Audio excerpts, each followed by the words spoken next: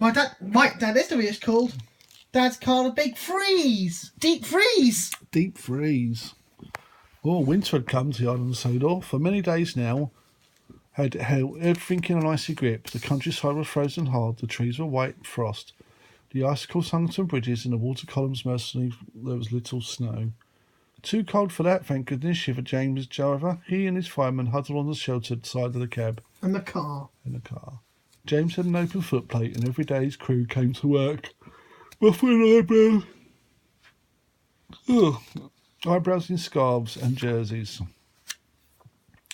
Sometimes water columns froze too, and then the engines could not get any water they needed. But this never happened at the workstation, and one day, when the frost seemed harder than ever, James's driver stopped him beside the water column there. We'll give you a good topping up while we can, he said. There's no telling what we might get. James shivered as the icy water cascaded into his tender, but he knew his driver was right.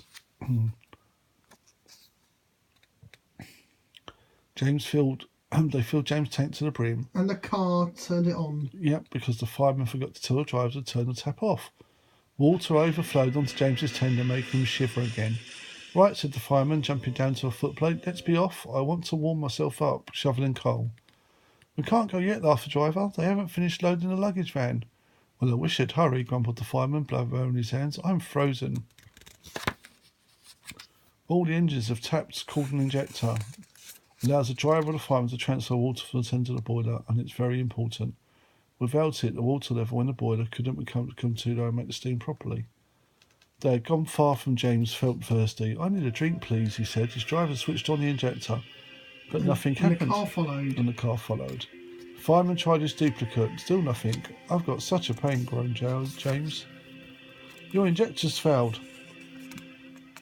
Says drive block it to the pipe, most likely. We'll have to go and stop and deal with your fire. Can't go on without water. Don't set the sleepers on fire, pleaded James. Henry'd never let forget it. You're all right, we'll just damp you down, he said. There's no need to throw it fire out.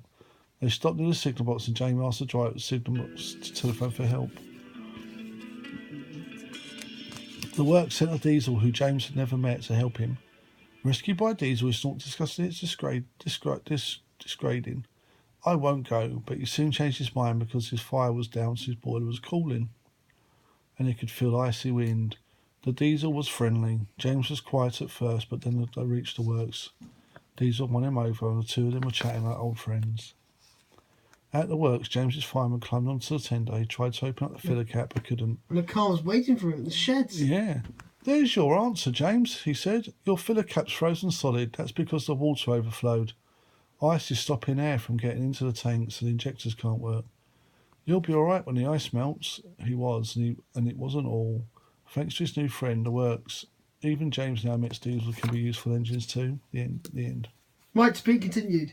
That was the end of the story. If you'd like to hear it again, just turn the tape over.